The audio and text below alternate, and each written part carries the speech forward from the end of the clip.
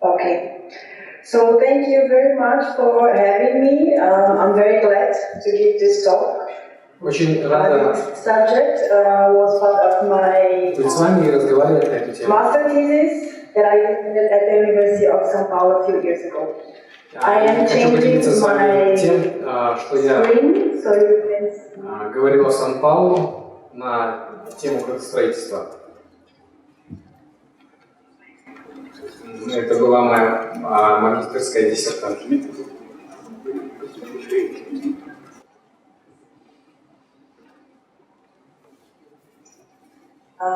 My talk today is about chimneys and skyscrapers, industrial heritage, preservation policies, and urban planning in Сан-Пауло. Like I said, it's a part of my master. Тема звучит так, что трубы и небоскребы в промышленном наследии города Сан-Пауло.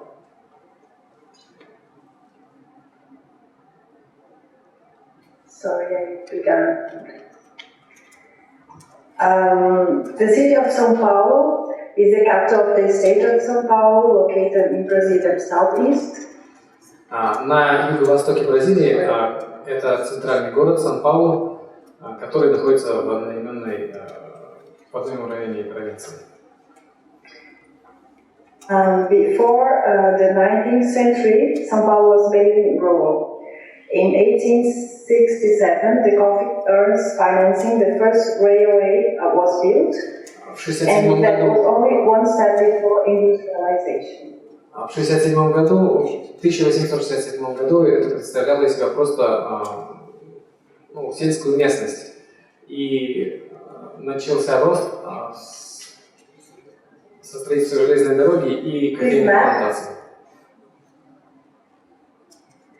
This map, published in 1954, already showed the real map from the first decades of the 20th century. И рост железной дороги дальше произвел рост и населенных пунктов. As an illustration, I can show you some numbers. Как иллюстрация, вот вам некоторые цифры. The city was founded in 1554. 316 years later, there were 30,000 inhabitants. Город был основан в 1554 году, и население было в 1870-х.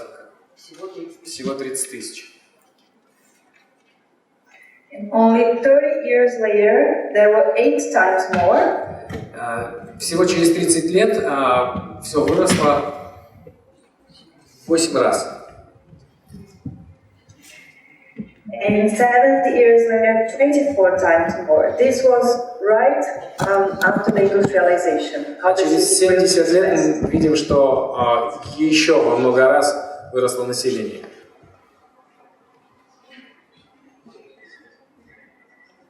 That's the outskirts of today's downtown area, in the middle of the 19th century, almost a land. Видите, это вид центра города в 18 веке, в 19 веке практически как сельская местность, деревня. And not far from there, less than 1 kilometer, this is downtown area only 68 years later. А вот практически через 70 лет, всего километр от вот того места, которое мы видели, центр города. A modern European-style capital with an opera house. Была построена опера, и вид города приобрел европейский со всеми инфраструктурами. This is our city nowadays, a skyscraper's capital with many layers. А теперь наш город выглядит как город с огромным количеством небоскребов и многоуровневой застройкой. So now that I presented the city of São Paulo, I'm going to talk about the chimneys, so identify industrial heritage in São Paulo. А теперь я хотела бы уделить внимание промышленным вот этим трубам кирпичным в Сан-Пауло, которые у нас сейчас есть еще. If we look for the origins of this growth, it is directly linked to one specific area in the city. Если обратить внимание на рост производства и города, можно увидеть конкретно, как это происходило. From there, our industry is spread all over town. Из промышленной зоны город начал расти во все другие районы. Let's see what's going on this spot here, right in the center. Давайте посмотрим, что происходило вот конкретно здесь, в центре. The district of Moca concentrated almost all the industry in São Paulo by the beginning of the 19th century.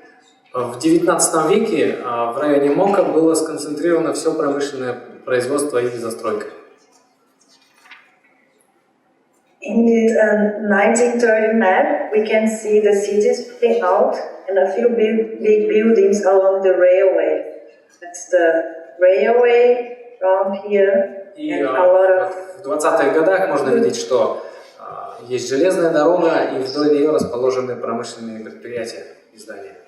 Do you change the slides? Because we see the same picture. Do you change the picture, or is it the same one?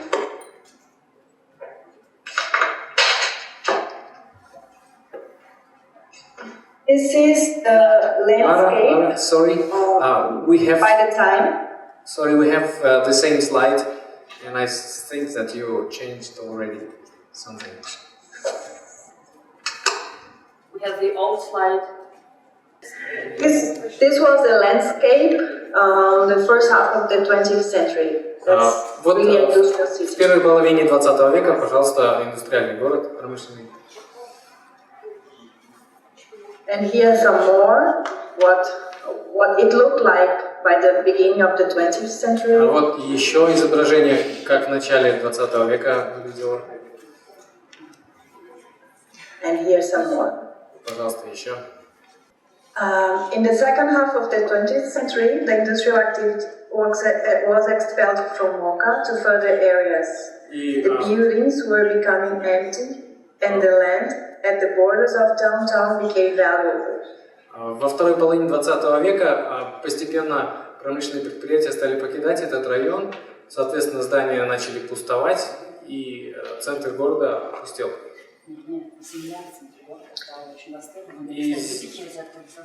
И земля стала востребована, потому что стали выжимать оттуда промышленные предприятия. In 2004, the zoning was modified, and instead of industrial use, the area was classified as a high-density mixed zone, which allowed housing and other uses. В 2004 году изменили назначение земель, так как оно было востребовано, и стала возможна застройка многоэтажными домами. I may call your attention in this picture to the top left, where you can see the concentration of skyscrapers. Sooner or later, the old industrial buildings would be replaced by them. Что практически все здания заменены небоскребами и многоэтажной застройкой. So soon after the zoning modification, a construction company applied for a new project to be approved by the municipality. The building in the center, which can be barely noticed, is a former mill, one of the first industrial buildings in the area. И с вот этой массовой застройкой этажными домами мы с трудом можем, в принципе, увидеть то, что осталось от промышленного района и от той старой застройки. Вот это вот старая мельница, которую можно еле различить. For these construction companies, actually, the situation was very convenient. One, they would deal with only one landlord to buy the land. Сначала им было, для застройщиков было все очень удобно. Один хозяин земли, и можно строить все, что угодно. Since the area was still under transformation, the land was relatively cheap. И так как земля была относительно дешевая, скупалась под застройку. And the plots of land were big enough to fit a gated community with many towers, the development model they would like to build. И земли было достаточно, чтобы воплотить желание застроить его вот такими многоэтажными домами.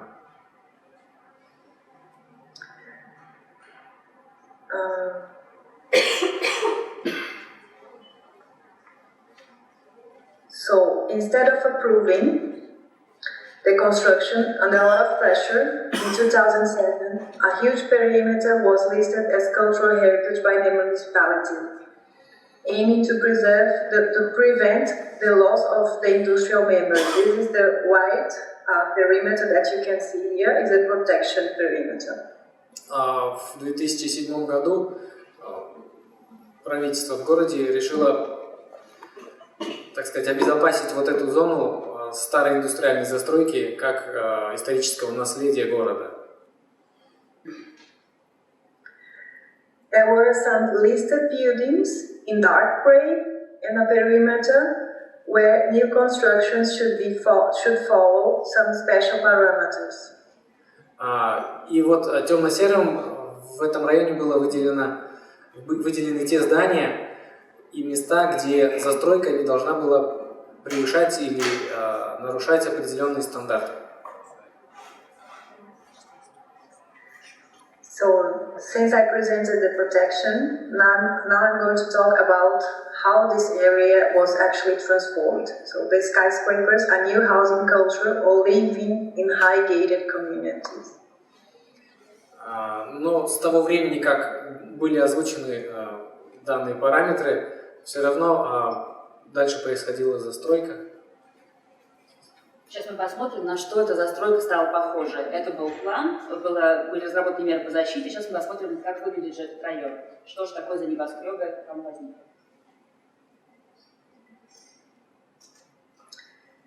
While the protection was being designed, the selling deal of the Union factory was already settled. It is located inside the protection perimeter, and that meant the new construction should be up to 30 meters high and no land could be joined together. И покуда были все согласования по защите этих построек, там возникли вот эти дома, но к ним были конкретные требования, чтобы они не превышали 30 метров в высоту, и участки не были сплошной застройкой. The protection of the perimeter doesn't prevent any building from being demolished, and that was what happened a few months later. While the demolition was in course, the municipality managed to protect the old chimney, so that must be preserved in a future construction project. Покуда происходили все согласования бумажные, здания были разрушены и остались только трубы, на которые решили сконцентрировать внимание, чтобы хотя бы их сохранить. The original intention of the project was to reproduce a well-succeeded model that has been spread all over Brazilian big cities, and that we can already see at the picture. Gated communities containing private clubs surrounded by high buildings. И мы можем видеть, как в этом месте и в других бразильских городах застройка включила в себя вот эти промышленные постройки, или трубы, которые остались.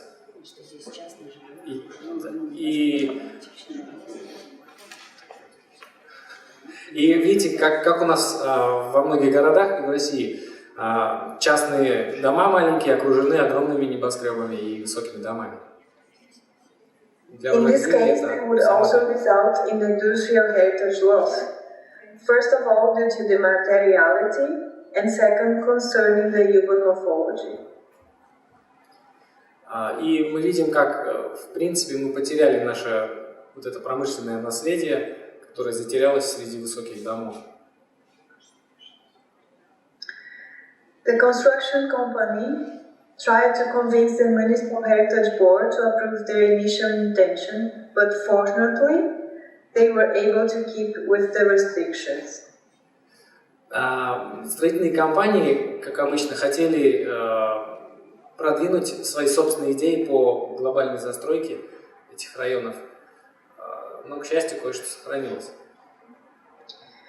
You can see here, that's the new project they want to build, and that was not approved. Вы видите проект, который был презентован, но не был поддержан. So it became the new enterprise marketing strategy. They were selling tradition, industrial heritage, and the chimney. And they sold everything very quickly and for a very high price. И если вот вам известно, как на заводе ЗИЛ сейчас происходит, то есть промышленные здания, и в Бразилии то же самое происходит, продаются в частные руки, как частные владения, и даже трубы. Да, и достаточно быстро все ушло за хорошую цену. So this is the new occupation, and the chimney was preserved indeed. The reality, however, is that it was only in its physical appearance. И вот так сейчас выглядит этот район. Ну и трубы, конечно, там все остались, но это единственное, что напоминает прошлое. It's hard to understand its role in its new context. It could be anywhere, and it has hardly no relation to the old factory neighborhood or to the spirit of Mocha.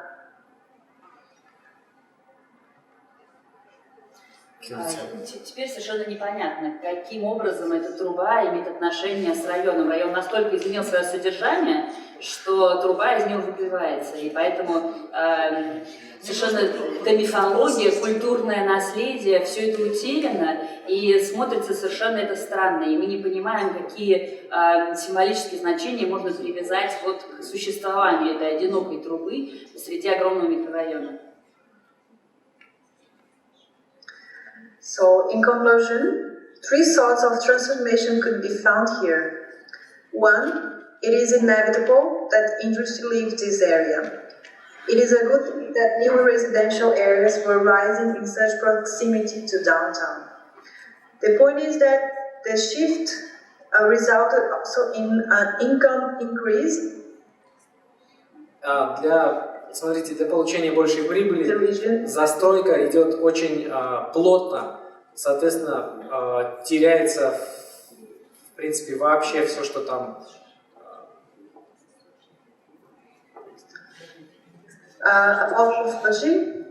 The urban fabric and its relation to the public space is dramatically changing, leaving behind the massive buildings and the workers' village to see gated communities in this.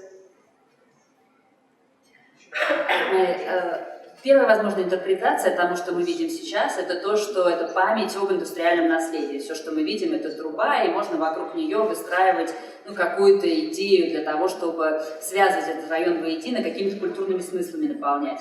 Отсюда можно продвигать идею того, что изменилась экономика страны, и если раньше рабочие жили в деревнях, то теперь вот как сильно расширился центр города, и как трансформировался он, и вот пришел сюда, туда, где раньше жили рабочие. In number 3, height, there is a substantial switch on scale, and low factories are replaced by 10, 15, 25-floor buildings. И можно видеть, как низкие постройки промышленных зданий заменены 10-25-этажными многоквартирными домами. The transformation of this area is now solid and can serve as an example of many battles heritage preservation struggles to build a new city that respects its own past. Despite these efforts, застройка практически окончена, и сохраненные элементы могут напоминать о том, что когда-то здесь было что-то из наследия, из промышленности.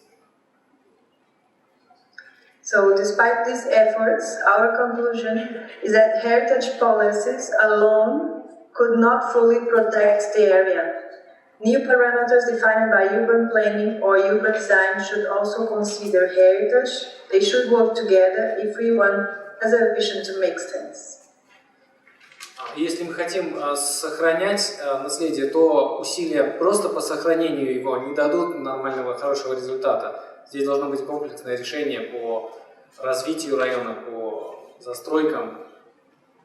Это как раз пример того, о чем мы говорили, что одной политики недостаточно.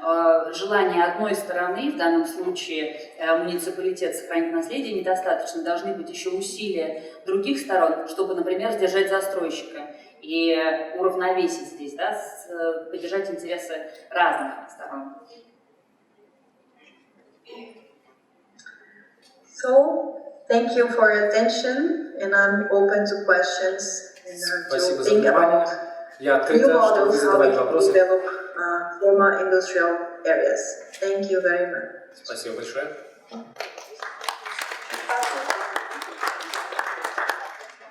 Есть вопросы у нас? Отлично. В этот микрофон. Laura, can you hear me? Yes, you do. And thank you very much.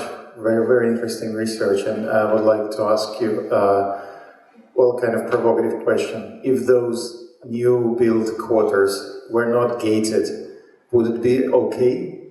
Because I'm just explain why I'm asking, because they look far not bad compared to what we get, for example, in Russian cities, the new built large housing estates.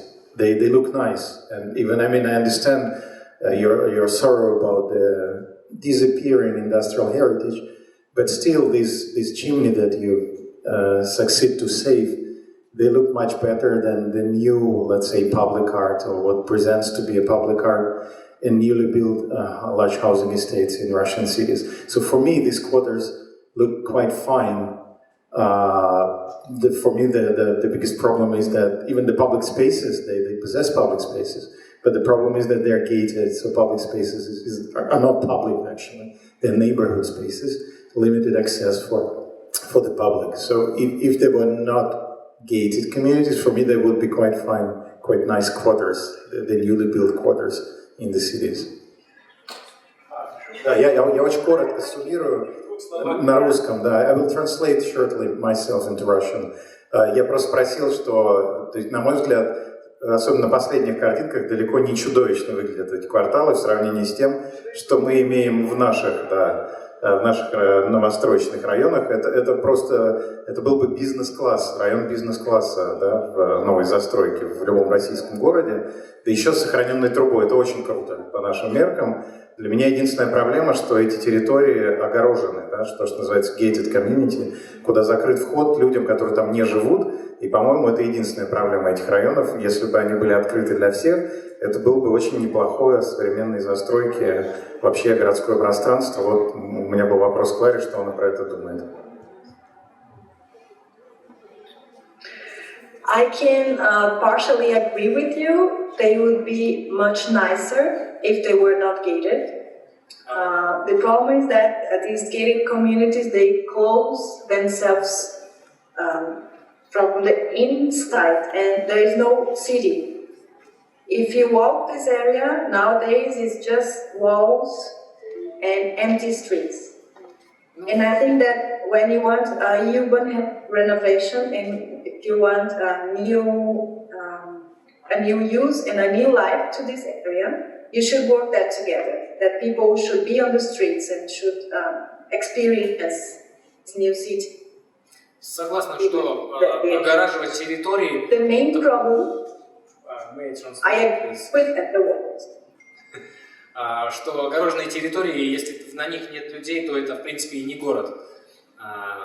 Это нечто обособленное. Но если открыть эти зоны каким-то образом, чтобы люди могли видеть и новые застройки, и как все это выглядит, и гулять там, то город в принципе органично растет. I also try to simplify my presentation, but to get to this shape, there was a long discussion. У нас были Because of course the construction company wanted to длинные дискуссии take по profit поводу of everything. всей They этой wanted to презентации. sell what can be sold easily. So this shape and the face and the appearance of the buildings was a joint work between Heritage Board and construction company. И прежде чем приобрести вот такой вид, как сейчас, много было сделано работы, и здания, которые были построены, это, так сказать, компромисс между застройщиками и муниципалитетом. And last point, I think that in this case, the chimney was isolated from its context. I think that could be the municipality, not the heritage board or the heritage department, but the municipality as having the power of urban renovation. They should have more regulations on making projects dialogue between themselves, because this was an isolated project in one plot land, and then there was another one that closed itself, and to make this chimney make sense, they could have joined together two industrial blocks. So you could at least get a sense of how it looked like before, or how it should be of this place before. Now they are just isolated between gates, and you cannot experience them together. And for me, that's a real loss. Ну, основная потеря в том, что эта труба, которая у нас здесь представлена была, она просто отделена от всего, она вне контекста застройки, вне контекста района сейчас. И это потеря, конечно, но было бы здорово, наверное, если бы эта труба была таким образом обыграна как напоминание о прошлом промышленного района.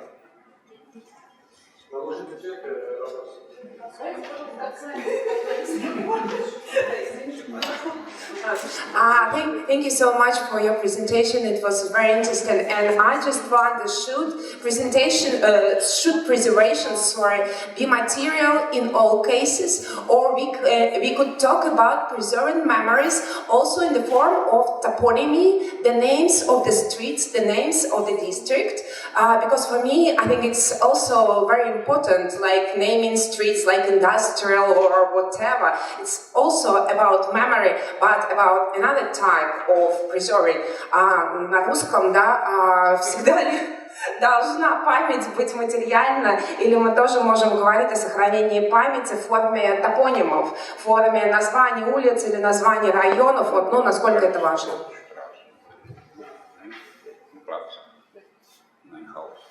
I'm not sure if I understood, but are you asking if the names of the streets were preserved?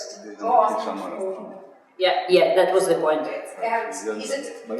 Is it important to preserve not only material objects, but also the names?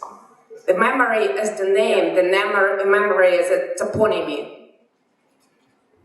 Yeah, you're totally right.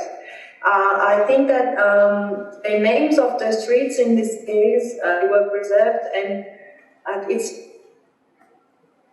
very nice work in Сан-Пауло by a famous researcher. And I'm sorry. It's okay. It's okay. Just continue. Okay.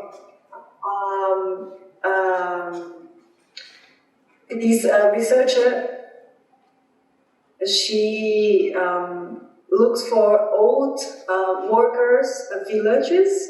This factory usually had industrial housing, and she studies this spirit of these industrial villages, and she found out that people wanted to live in a better house or in a modern neighborhood, but they wanted to keep this workers' village neighborhood spirit. And that even when they left these old industrial villages, their original root, and they needed more money and they had a better life, they still wanted this to be their identity. And in their marketing strategy, they were always selling these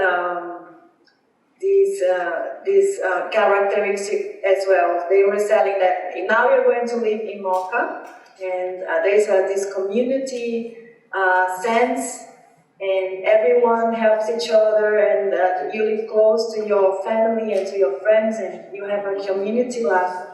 But on the other hand, living in a gated community is not experiencing worker village neighborhood. So it was quite interesting to see what they could do with information. But you are totally right. I think the spirit of the place should be preserved with the physical memory. Вам нужен перевод? Смотрите, специалист сделал большое исследование в Сан-Пауло среди тех рабочих, которые вот работали давно вот в этом окружении. И они говорили, что да, им хотелось бы изменить свой статус, то есть положение, иметь больше комфорта и условий, ближе со своими родственниками быть, но все же помнить вот то время и чтобы все это было органично, не кардинальные изменения, но улучшение жизни с оставлением наследия. Вы, конечно, правы, что об этом важно думать, помнить и заботиться. По поводу названия улиц, которые вы сказали, ну, она не упомянула. My question is, do you have any practice to involve artists to the development and scenario of the future or already existing localities? Just because it looks like very extremely new one. It's not it doesn't resemble the old heritage locality already. Maybe it's better to extremely change the scenario in all points. Maybe just to involve artists and to ask them, please, let's make more playful with the chimney. Maybe it would be more attractive for developers and for inhabitants too. It's my question. Yeah. In this case, there were no artists involved. It was only a construction company, a private enterprise, and they will to selling more units and having more profits. And on the other side, the municipality and the heritage board and the heritage department trying to make them preserve the chimney and to preserve some kind of spirit of Mocha. There were, unfortunately, no other actors in this case. Вопрос был такой, не лучше ли было бы приглашать художников, которые бы могли обыгрывать вот такие проекты и, в общем-то, застройку, чтобы это было органично, красиво и, ну, прочее, да, я думаю, что передал ваш вопрос. Она ответила, что нет. В данном проекте не было ни одного художника, который бы мог участвовать в этом. Это была просто прибыль и застройка предпринимателей, которые получали прибыль. Я имел просто в виду, что поскольку речь практически уже не идет о сохранении наследия, то ситуация с локальностью внимания изменилась. Какой смысл вообще говоря тянуть эти трубы в качестве свидетельства прошлого? Гораздо интереснее разбирать это как такой, ну, перформанс. Труба как символ какого-то нового сценария, более игрового. И тогда художники здесь займут свою нишу. Мне казалось, что бразильцы более веселый народ, чем выглядит здесь.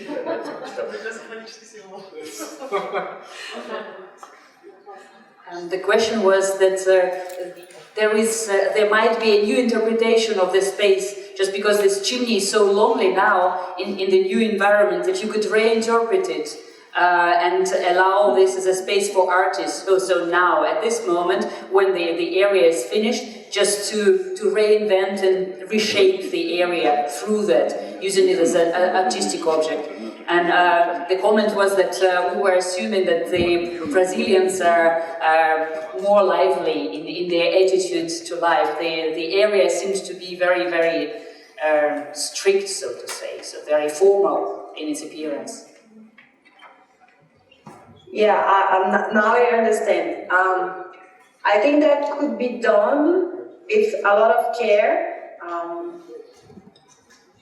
not to the entire sense of this heritage. This is one point.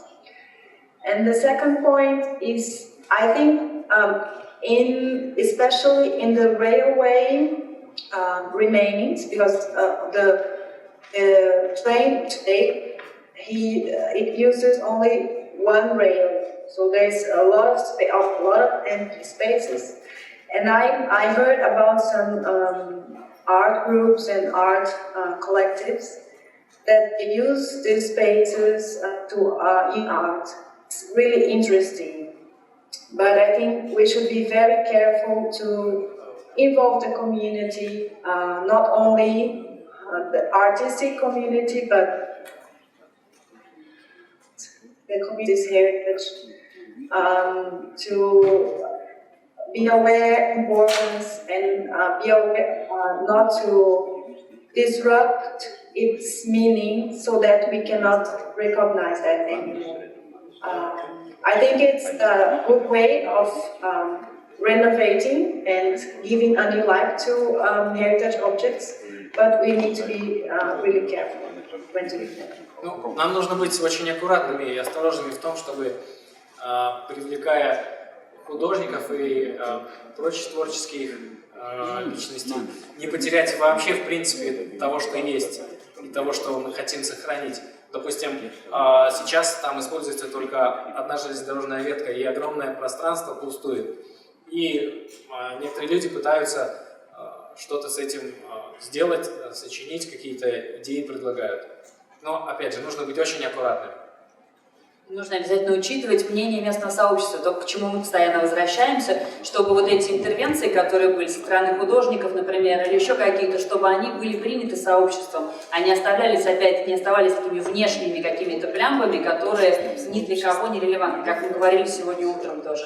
Now, if I may, I just try to resume what we were talking here about. I've got the feeling that it's also the highly polarized society that you have in Brazil and we have in Russia that also intensifies this problem, so that the people probably try to get separated from some other groups of society, and that's the reason why they built the gates, and that's the reason why they prefer using a car than walking on the street. It's probably the social ground that keeps them separate, and they bring it back into physical space and into the urban space. So we probably have to think about the social space and the social reasoning for having our cities, in the way they are now.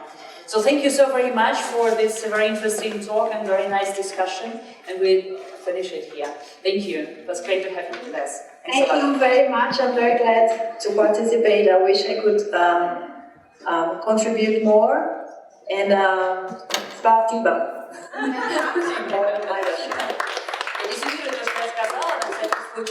Я сказала, что мне кажется, что то, что объединяет Бразилию и Россию, это высокий уровень социальной поляризации. И это, собственно, одна из причин, которая заставляет бразильцев строить заборы повсюду, предпочитать машину, а не прогулку пешком, потому что люди хотят отделить одну социальную группу от другой социальной группы, и за счет вот этого физического разграничения в пространстве, соответственно, так выстраивают свой город. И мы видим то, что видим, и у них и вместе.